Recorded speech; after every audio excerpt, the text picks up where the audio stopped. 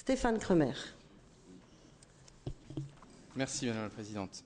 Madame la Présidente, Monsieur le Président du Conseil économique et social et environnemental, mes chers collègues, selon toute vraisemblance, il semblerait que nous soyons désormais amenés à siéger ensemble jusqu'en 2015. Loin de nous l'idée de dire que cela sera déplaisant, bien au contraire, mais au-delà de l'aspect électoral des choses, cela signifie surtout qu'il nous reste encore 2 années entières au service de la Franche-Comté et des Francs-Comtois, 2 exercices budgétaires pour mettre en place des projets pour notre territoire, pour notre région, pour nos concitoyens, 2 ans pour développer la Franche-Comté dans son entièreté, sans négliger les territoires ruraux au profit des territoires urbains. Malheureusement, Madame la Présidente, à la lecture de vos orientations budgétaires pour 2013, nous avons peine à y voir une réelle ambition pour la Franche-Comté, car leur contenu est désespérément pauvre. Si l'équilibre territorial que nous appelons sans cesse de nos vœux n'y est encore pas, vous vous contentez aujourd'hui de vous cacher derrière les futures dispositions gouvernementales en matière économique et de nous annoncer que vous continuerez vos programmes d'investissement habituels dans les bâtiments d'avenir. Je n'invente rien, ce sont les seules priorités que vous inscrivez vous-même dès la première page du document de présentation de ces orientations budgétaires 2013. La position de notre groupe rejoint en cela l'avis du Césaire du 23 octobre dernier, qui qualifie ces orientations budgétaires de décevantes et qui, je cite, déplore l'absence de lignes stratégiques clairement définies pour l'avenir, pouvant nourrir de légitimes inquiétudes et des questionnements sur la capacité de la collectivité à maintenir ses interventions et investissements. Tout est dit. Vous conviendrez qu'il n'y a donc rien de bien innovant dans les orientations budgétaires sur lesquelles nous allons débattre, en dehors d'une gestion de routine du budget régional, sans réelle ambition, sans véritable projet nouveau pour notre région. Vous conviendrez également que cela est d'autant plus étonnant que vous aviez entamé notre mandat par une magnifique étude prospective à 80 000 €, baptisée Franche-Comté 2040, censée vous donner des pistes de développement pour notre région. Force est de constater que le démarrage est plutôt long à venir et que la préparation de cette Franche-Comté 2040 n'est pas très visible dans vos projets pour 2013. Madame la Présidente, à notre avis, il y a 2 raisons essentielles à ce manque d'ambition. La première tient au fragile équilibre de votre majorité, composée de 2 groupes aux visions politiques parfaitement contraires, malgré vos engagements répétés, ce qui vous impose un jonglage permanent pour dégager quelques axes de développement pour notre région. Qui plus est, lorsque vous arrivez à trouver de rares projets communs, ceux-ci sont teintés d'un tel verdissement que la mise en œuvre en devient très complexe et très coûteuse. Ainsi, alors que la Franche-Comté souffre de ses transports, vous l'avez rappelé, qui sont pourtant une de ses premières compétences, vous ne pouvez plus vous engager dans le domaine routier, vous ne pouvez aborder le domaine fluvial ou le domaine aérien sans déclencher une guerre de tranchées, sans compter que le même de Tour de France cycliste peut parfois essuyer un vote négatif de vos alliés écologistes. Alors vous me direz, sans voiture, sans bateau, sans avion et sans vélo, il reste encore le train. Mais là où cela devient compliqué, c'est que vous avez même été contrainte d'en remettre la délégation à un vice-président du groupe Vert. Quant au TGV, dont vous vous êtes astucieusement gardé la compétence pour éviter un blocage irrémédiable, vous ne pouvez faire avancer ce dossier sans une majorité de substitution comptant sur le sens des responsabilités de notre groupe. Tout cela pourrait être caricatural, vous me direz, mais si vous ajoutez que le maigre appui de notre collectivité à l'aéroport de Doltavo essuie également des voix discordantes dans le groupe socialiste auquel vous appartenez, il y a quand même de quoi se demander qui tient les commandes de notre avion régional. À la lueur de ces éléments, l'actualité récente, que vous avez rappelée également, pourrait prêter à sourire quand vous évoquez un foutoir complet au niveau des transports ferroviaires, alors même que la ligne politique du Conseil régional en matière de transport n'est quand même pas trop loin du même qualificatif. Sur ce dossier, même si votre saine colère apparaît justifiée et que nous vous y rejoignons sur le fond, quelle peut être la crédibilité de votre majorité dans le domaine des transports alors que vous n'arrivez pas à vous entendre entre vous? Quel est le message envoyé à nos partenaires, en matière de transport toujours, qui voient que chaque décision, chaque prise de position de votre part doit être soumise à une délicate négociation politique entre les groupes socialistes et écologistes? Peut-on réellement jouer un tel bras de fer alors que vos élus ne tirent pas tous dans le même sens? Mais je veux prendre d'autres exemples pour démontrer les dommages collatéraux de vos arrangements électoraux au détriment des Francs-Comtois. Prenons le domaine des lycées, par exemple. Nous aurons l'occasion d'en reparler lors du vote du budget, Madame la Présidente, mais vous ne pouvez pas ignorer que les causes environnementales, désormais incluses dans les marchés publics liés au lycée, génèrent un surcoût considérable pour les Francs-Comtois. Rien que pour l'année 2012, depuis le 24 avril dernier, nous avons décompté exactement 327 000 € supplémentaires dépensés sur la seule base de mesquines considérations écologistes, comme le nombre de bacs à déchets mis en place par les entreprises retenues pour les marchés régionaux. De surcroît, sur la base de ces critères environnementaux, des entreprises locales réputées pourraient se voir éventuellement écartées au profit d'entreprises extérieures à notre région, alors même que la qualité de leur travail pourrait être en deçà de partenaires locaux. Dois-je aussi vous parler des délibérations, saupoudrant délicieusement quelques subsides régionaux pourtant si précieuses, au profit de sujets aussi dramatiques que l'usage de produits phytosanitaires par les collectivités locales? Alors, les questions environnementales sont importantes, Madame la Présidente. Nul ne vous dira le contraire de ce côté de notre hémicycle.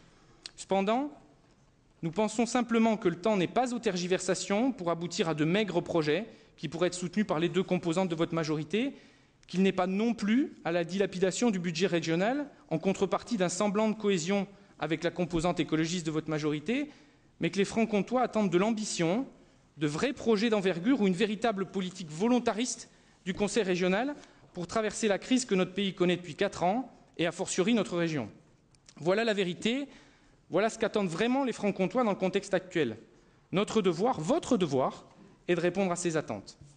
Malheureusement, sur ce point, nous avons bien peur que vous ne puissiez jamais conduire une telle politique, tant vous êtes empêtrés dans ces sempiternelles négociations internes à votre majorité, qui produisent finalement bien peu pour la Franche-Comté. Il faudra pour cela attendre 2 ans au minimum.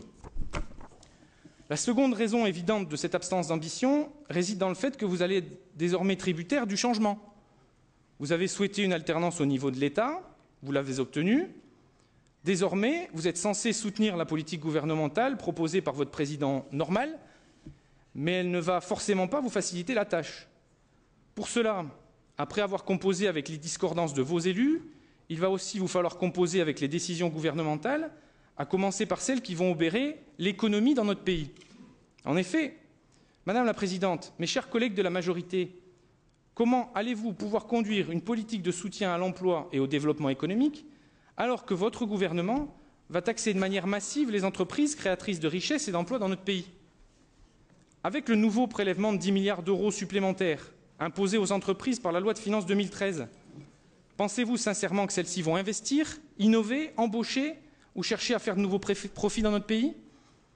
Avec le nouveau prélèvement fiscal de 10 milliards d'euros supplémentaires sur les ménages, avec la suppression de la défiscalisation des heures supplémentaires, pensez-vous aussi que le pouvoir d'achat des Français restera le même, que la consommation va résister et que l'économie française ne va pas en supporter les conséquences? Si les Français consomment moins, les entreprises françaises, dans le meilleur des cas, produiront moins, embaucheront moins et investiront encore moins. D'ailleurs, les premiers résultats de ces décisions montrent déjà le bout de leur nez. Les entreprises freinent leurs investissements, délocalisent leurs activités à l'étranger et les plans sociaux démarrent sur les chapeaux de roue, avant même que la nouvelle fiscalité 2013 soit en place. Dans ces conditions, vous aurez beau tenter de développer l'économie dans notre région, pourtant touchée de plein fouet par la crise, vos tentatives resteront vaines si le gouvernement que vous souhaitez, que vous soutenez, s'évertue à bloquer le dynamisme des entreprises par une fiscalité lourde et brutale. Au contraire, notre région frontalière le sait bien, ce dont la France a besoin, ce dont la Franche-Comté a besoin, c'est que l'on soutienne la compétitivité de nos entreprises et de notre industrie en baissant la fiscalité du travail pour nous aligner sur celle de nos voisins européens et mondiaux. Même les rapports commandés par l'actuel gouvernement semblent aujourd'hui aller dans ce sens. On ne pourra donc pas nous taxer aujourd'hui de propagande politique électoraliste dès lors que le rapport de M. Gallois s'apprête à prôner 30 milliards d'allègements de charges sociales pour les entreprises, compensés notamment par une hausse de TVA. En voilà une idée folle. Le seul problème dans ce schéma, c'est votre désamour pour les entreprises, qui vous interdit de leur faire confiance, qui vous interdit de suivre cette idée simple qu'est la défense de la compétitivité de notre industrie. L'image de ce désamour se retrouve d'ailleurs dans les propos du ministre du redressement productif. Vous savez, celui qui est nouvellement promu commercial pour un fabricant de marinières. Les propos du ministre du redressement productif à l'encontre du fleuron de notre industrie franc-comtoise, mettant notamment en cause la responsabilité de la famille Peugeot dans le plan social annoncé par le groupe PSA en France. Croyez-vous qu'un des employeurs franc-comtois, un des premiers employeurs franc-comtois, ait beaucoup apprécié son discours, alors même que la concurrence est si rude dans le secteur automobile? Croyez-vous que les Francs-Comtois eux-mêmes aient beaucoup apprécié ces propos, qu'ils aient beaucoup apprécié le silence assourdissant du ministre des Finances sur ce dossier, qui est pourtant un élu du territoire, de la présidente du Conseil régional de Franche-Comté, ou même de son premier vice-président qui est en charge de l'économie et qui n'est pas si éloigné de ces considérations locales. Mais voilà, Madame la Présidente, vous êtes obligée de faire bonne figure aux côtés de votre camp politique désormais au pouvoir, alors que certaines dispositions et certains discours vont à l'encontre de la politique régionale qu'il convient de mener au service de la Franche-Comté, première région industrielle de France et donc nécessairement première région touchée par la crise. D'ailleurs, les marques de ce funambulisme auquel vous êtes contrainte se retrouvent tout au long de votre document d'orientation budgétaire pour 2013. Je voudrais juste, pour montrer à quel point cela peut devenir caricatural, vous faire remarquer que ce que vous reprochiez férocement au gouvernement d'hier devient naturellement une bonne idée, pour ne pas dire une idée géniale au service de notre pays, dès lors que cela est proposé par l'actuel gouvernement. Hier, les finances du Conseil régional étaient contraintes. Le gouvernement bloquait tout dynamisme de la politique des régions en gelant les dotations d'État, et cela scandalisait votre majorité. Mais aujourd'hui, alors que les dispositions sont exactement les mêmes, et que les mêmes efforts d'économie vous sont demandés, bien, vous louez le fait que les collectivités territoriales prennent leur part dans le redressement des comptes publics. Que s'est-il passé au cours de ces derniers mois pour que les horribles contraintes budgétaires imposées par l'État retrouvent aujourd'hui une telle pertinence à vos yeux? Y aurait-il des mauvaises économies de droite et des bonnes économies de gauche? Pour conclure, Madame la Présidente, je veux juste vous dire que votre tâche ne doit pas être simple. Coincé entre une majorité hétéroclite avec laquelle il vous faut jongler et ce gouvernement normal avec lequel il va désormais vous falloir conjuguer, vous n'avez guère d'autre solution que de nous présenter un projet régional dénué d'ambition réelle pour le développement de la Franche-Comté. Au risque de vous surprendre, ce n'est pas vraiment notre vision des choses. La vision de notre groupe, fort de cette cohésion qui fait défaut à votre majorité, c'est que les Francs-Comtois doivent être au cœur de notre action et que les considérations politiciennes n'ont pas de place quand il s'agit de soutenir notre territoire face à la crise. Mais malheureusement, pour ce changement-là, les Francs-Comtois devront attendre encore un peu. Je vous remercie. Merci. Donc on aura l'occasion de revenir au moment de notre débat d'orientation budgétaire sur ce que vous avez pu dire, comme si je ne m'étais pas exprimée auparavant, mais peu importe, on y reviendra largement.